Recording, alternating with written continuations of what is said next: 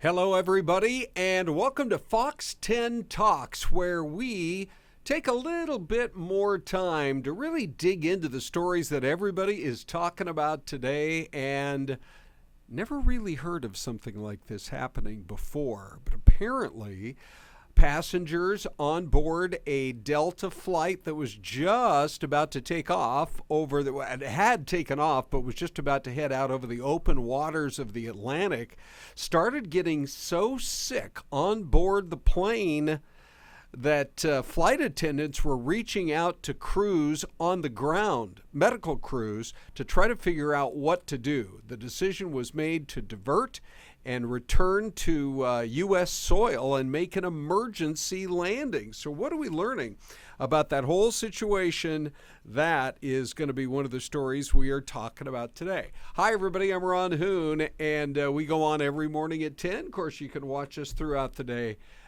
playback mode on YouTube TV. So Fox 10 Talks is here with what we call the show after the show. There are a lot of reports that President Joe Biden is apparently realizing that he has a very short timeline to make his decision on whether or not he's going to drop out of the race or not. So we're going to get into that. Really interesting. Major developments in the world of politics here in Arizona, where it looks like we are headed to abortion being a top issue on the 2024 November ballot. But what are some of these other issues that look like they might make it as well? We have all those stories coming up this morning. Plus, are they going to build a spaceport? This looks like, it not only sounds like, but it looks like something out of that old 60s cartoon, The Jetsons, if you remember that one. So we'll be talking about all these things, but let's get right into what we have learned so far about this whole situation where people were getting so sick on board an aircraft that had taken off from Detroit. And as they were falling ill, I don't know if you've ever had an instance where you ate bad food and you started to feel poorly. I've had that happen 2 or 3 times. And generally, it seems to me like it takes a while before it happens. But boy, these people, it looks like they were fed. The flight departed between 10:30 and 11 on time last night from the DTW airport, which is the Detroit airport, which, by the way, is one of my favorite airports in the country. It's just really great. But within a very short period of time, it hadn't even cleared land just yet. It was just about to get out over the Atlantic, over Canada, where the flight attendants contacted medical experts on the ground, and it was quickly decided. In fact, there were a total of, 10 crew members and 14 passengers who were there to be treated by medics who were put on standby in the middle of the night at the JFK airport. It is not clear if any of those crew members included the pilot or the co-pilot, but we just know this. Delta Flight 136 was on its way from Detroit to Amsterdam, and the problems with the spoiled food became obvious. Celeste joins as well. Good morning, Celeste. Good morning, Ron. How are you? Just great. Glad I wasn't on this particular. I'm a big fan of Delta. I know you are. I love flying that airline. I don't think I can ever recall where people were served spoiled food or bad food before. Have you heard of something like this? No. Do we know what the meal was by chance? Like what was? No. Oh, was no. It a salad? Like sometimes. Ooh, like that's a good lettuce question. Can be, but right. I'm surprised because sometimes if it's spoiled, it Yeah. won't smell right. Well, so that's a good point because there were over 200 people on this plane, and there were 24 that apparently the medics were called out to be alerted. There could be 24 people who might need treatment. Nobody, by the way, had to go to the hospital. But obviously they were feeling sick enough. So that's a good point. I mean, if one dinner was contaminated, one style like the salad, they're going to offer you 2 or 3 different options, right? Right. Yeah. And especially, I mean, For those who fly often, if you're in economy class, we don't get meals, right? Well, except on an international flight. On international flights. Yeah, It was where was this flight headed? This was Detroit to Europe. They were flying to Amsterdam. Okay, so then maybe everybody got meals maybe. And so maybe it was everybody who ordered the salad or the... Right. Do they serve steak on those anymore? Anymore? I'm Did they ever? I'm kidding. Usually it's like, meat. Sometimes it was like meatloaf. I don't know, Ron. I haven't been in first class in a long time. That was my honeymoon. My honeymoon. Well, anyway, we feel sorry for those folks that were on board that flight, but we can tell you this much. I did see one post on social where somebody got on and said, okay, now we're back in the U.S., and they're offering us a hotel and meals, and you're probably already skittish about, I don't think I want any more meals from you guys for a while. Coupons for meals, that type of a thing. And this one person went on to social and said, I just want to get to Amsterdam. They were in New York. Yes. I mean, how about, you're stuck in New York. Right. And you can't even explore the city because you've got the stomach bug. Well, and the other thing, Celeste, is these flights are so packed now, and you have 200 plus people that are going to have to get rebooked. Good luck. We're on 4th of July weekend. Most flights, from what I hear, are nearly sold out. Well, can you imagine what that was like on the plane? I thought the direction I thought you were going was, can you imagine the lines at the restaurant on that flight? Correct. After those 24 people were served Celeste, that meal. I thought about that, but we avoid potty talk. Have you noticed that? We don't here curse on the show here. after the No, show? no. There's no cursing and there's no potty talk. Oh, boy. All right. Well, anyway, we will see. Hopefully those folks can get on their way. But, it's sort of an understanding between you and the airline. They're just a few basics that they're going to get you there roughly on time. They're not going to lose your bag, and the food's going to be okay. Yeah, you think they check it. Yeah, maybe taste testers. Or does it have an expiration date? There are probably some world leaders, who have taste testers. Oh, yeah. So maybe we start down putting them... over in North Korea? Right? Yeah, no kidding. All right, another big story today is the rallies that are happening at the Arizona State Capitol. It looks like the abortion issue is going to be settled once and for all by the voters here in Arizona. There was an earlier news conference this morning where they announced way more than the necessary signatures. I believe they got close to or above 800,000 signatures, way more than double of what they needed, just about virtually ensuring that this ballot measure is going to be on the ballot this November. There's another news conference later in the morning where the other side is going to hold kind of try to make their viewpoints known as well. But the Arizona Abortion Access Act is what it's being called, basically would enshrine in the state constitution abortion to a longer period of time to just keep it almost gets kind of complicated here. But at one point it was ruled we had to go back to a law that wasn't even on the books when we became a state. It Correct. was a territorial law from 1864. Eventually the legislature changed it, got it back to 15 weeks, and that was signed by Governor Hobbs. But now this movement would actually create the guarantee of abortion services and it would prevent any government, any form of government, from enforcing any law that denies or interferes with that right of an abortion before a fetus is viable, which in essence would take it to about 23 to 24 weeks of pregnancy. Now, the proponents of this measure, and by the way, there's just a quick look at the boxes with page after page after page being delivered to the Secretary of State's office earlier this morning. I mean, this is a big moment in our state's political life. It really is. And you mentioned the 15-week ban. That was signed by Governor Doug Ducey. Yes. And then, of course, you have the 1864 ban you mentioned, but that is now off the books, right? So we have 15 weeks That's on the books right now. Right. I reached out to Emily Ward. She's a constitutional attorney. I was texting with her this morning. Oh, yeah? I just wanted to get her thoughts. Sure. Tell us about on that. this law. And so what she said, and I'll read her text message to me, because I asked her, I said, what is the big difference between, because there are exceptions in our law in the books right now, there are exceptions in the case of if a mother's life is in danger. Right. And I said, what's the main difference? And what she texted me back was, she said the ballot initiative, which Arizona voters will all look at in November, reinstates Roe v. Wade. That's really what it does, which permits an abortion up until viability, which, as you mentioned, Ron, somewhere around 23 weeks, which is about 5.5 months or so.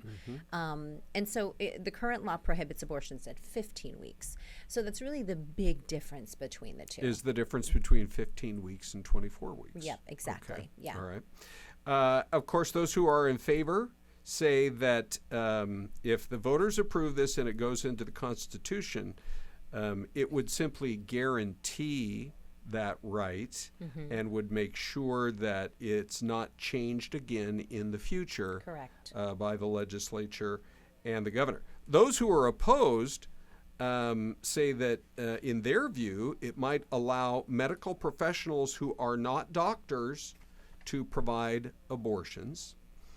And they also basically have tried to state that the current law that's on the books is basically enough to still allow abortions up to that point of 15 weeks. So as you say, it looks like it's really going to come down to a timeline. Number one, a guarantee. Put it in the Constitution. Yes. It would take another constitutional act to get it off of there. It's much more of a solid thing, but then it's 15 weeks versus 24 weeks. That's the bottom line. Yeah, and to give you maybe some perspective on both sides, in the pro side of wanting to get this proposition passed, you have a number of healthcare professionals who say, you know, there are some cases where something may happen to the child later than 15 weeks, and it would give the mother an opportunity to make that choice to have an abortion up to the 24. So if something happens between 15 weeks and 24 weeks and the mother wants to make a decision, then that gives her something if her health is in danger or the health of the child. Okay. On the other side of the, real quick, Ron, is I spoke with someone else this morning who's a doctor in the healthcare world, and he said the problem with it is when you say the point of viability can change in 5 years, because maybe in 5 years, point of viability is 15 weeks because our medical procedures have advanced. The technology has advanced so much that viability now, babies might be able to live outside of the womb sooner than we thought. We do hear some occasionally miraculous stories of preemies at a very young age who do survive. That's interesting. So you have doctors on both sides sharing their thoughts. Now, this is kind of interesting, I think, because from the folks at Ballotpedia, these are some of the, this, did you know, is since the 1980s, the voters of our state have never been asked to decide on so many issues, so many different initiatives, all on the ballot at the same time. Wow. So basically, we're providing a public service here. Here we are. To let you know. We're going to lay them all out for Correct. you. Who knew that the show after the show was the place for you to come to get all this info? Break it down. It's good because we got to know what we're doing here. All right. Also, probably every bit as much of a hot button issue as abortion is the border. Yes. And so there will be this is referred by the legislature, so we know it's already going to be going on there, would allow for local or state law enforcement to arrest non-citizens who cross the border unlawfully and allow for state judges to order deportation and require the use of an E-Verify program for some public government programs. And so it also would make the sale of fentanyl a Class 2 felony if a person knowingly sells fentanyl, resulting in the death of another person. So this is the legislature's attempt to say the federal government doesn't seem like it's doing enough, so we'll take matters into our own hands. Now, this could end up being something, because you have other states that are taking harder line stances, like Texas, and we'll see, the federal government has constantly said, no, it's our job. But then several people at the state level are like, well, then you're not doing your job. So we'll see if it plays its way out in the courts. But that's just one of several other measures. Should we get to the rest after our break? Let's do it, Ron. Let's go to this beautiful site, Celeste. That's gorgeous. How about this for your happy place? You know what? In the break, we're going to hand it off to our partners down the line. We'll tell you where this is and where the weather's so cool they're wearing sweatshirts when we come back. And the answer is, I almost feel like this is Mystery Cam Part 2, yeah. Celeste. This is beautiful. This is Bel Air, Michigan. And let's just see what the weather looks like there. It's currently in the 60s. Oh, wow. That doesn't even seem possible, does it? No, but look at these folks on the boats. So if you were going to jump in the water and do some water skiing or something, you'd probably need a wetsuit. Can you imagine? There's a city up there in the northern part of Michigan called Traverse City. And okay. I heard from various relatives or friends that it's an incredible waterfront town. Oh. And I actually went there once on a vacation and rented a jet ski. I bet I haven't rented a jet ski in 20 years. Wow. And it was so fun. I bet it was. Look at these Adirondack chairs. And look at the pontoon boat just hanging. Boy, it's busy there. That is for sure. So fun. Okay, so anyway, good for them. 69 degrees on their way to a high today of 78. Yes, there are places in America that aren't burning up with our current heat wave. But anyway, we do welcome you back. Just a quick chance to talk about a few other of these ballot measures, Celeste. There are a couple others. One would be this isn't getting a lot of talk, but it would be a property tax refund for non-enforcement of public nuisance laws. Basically allow a property owner to try to get some of the property tax money refunded to him or her if the city or the locality where the property is doesn't enforce laws like illegal camping, on your lawn or in the alley in the back or whatever, obstructing public thoroughfares, panhandling. Oof. Oh, so this has to do with the homeless population or people who are maybe on the streets or, that's what it sounds like in any ways. Yeah. People, because remember we had, when was that? Was it during COVID? We had a number of people taking their RVs and parking it in random streets in the valley. Yes. And just hey, this is my new spot. This is my new home. Yeah. Well, as we show you the city right here, here are some of the other items that Arizona voters are going to be asked to, and we provide this as a public service. Let's see. How about this one? Again, not getting much talk at all, but it's going to be called, if it goes into effect, a criminal conviction fee, with the money going to pay for a financial benefit for the death of any first responder in our state. There would be a $20 fee imposed on every person convicted of a crime, which would then go toward paying the benefit of $250,000 to a first responder killed in the line of duty. Interesting. Yes. It's almost like for lack of a better term, to compare it to something, almost like a sin tax, right? Like if you're taxing or you're charging something, in order to pay for something else. If there's a crime or they add it to tobacco or soda, they've done that in some cities. And I think a lot of people have thought to themselves more than once, what am I paying my taxes for if this isn't getting solved? Exactly. So you get we need more money for our schools and our teachers, Ron. Yes. As well. Okay. So how would that fit in? How long do you have? Okay, Celeste. I can tell you the answer, 9 minutes. Okay. So we better get on to our next topic, which is President Biden? The New York Times has a fascinating report today. The White House is saying things like it's not true, but the New York Times reported it, and then CNN followed up with it, apparently with the same or similar source, saying that President Biden is now acknowledging for the first time that he may not be able to salvage his candidacy based on how badly the debate went for him last week. I mean, it feels like there's momentum moving in that direction, and it is getting nearly impossible for him to stop it. Well, we were watching the debates, and Ron, I don't know if this surprised you at all, but a lot of times, right after the debate, you'll have it was on CNN, and they had a panel of people, experts, political pundits, to share. Some of them said some very nice things. They knew the president very well since he was VP with Obama, and many of them said did not look good. Yeah. And they all said, for the most part, that or I should say many of them, said they were getting text messages from people within the Democratic Party saying, if he runs, I'm afraid I'm going to lose. So I think you have to look at whether or not he's ready to hold office. Yeah. But then the Democrats that are under him in some of these state offices, and they're wondering, how are their races going to be affected if he still runs? Yeah, and we had a pretty prominent Democratic congressman finally come out and give an interview yesterday. That was the first crack in the wall. And so he said, yeah, we just would be more effective.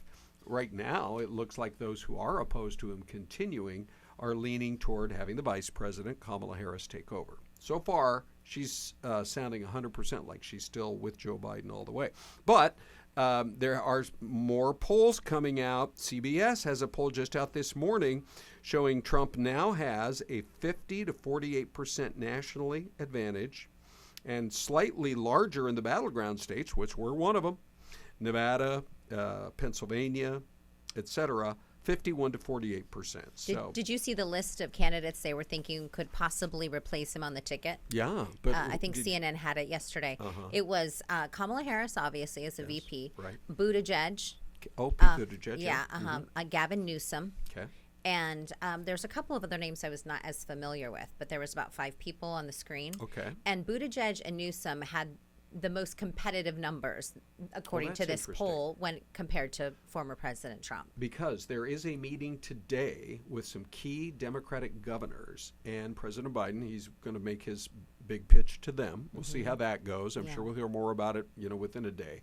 But a couple of governors, Bob Shapiro in Pennsylvania, who got pretty high marks for, remember when that part of the freeway collapsed in Philadelphia? Yes, I do remember. He was right on scene. And then Gretchen Whitmer in Michigan. She's fairly prominent. So those are some other names that are floating around. But when it comes to floating around, Celeste, Yes, Ron. have you seen the pictures of the new spaceport they're going to build probably up in Las Vegas? Where is this going?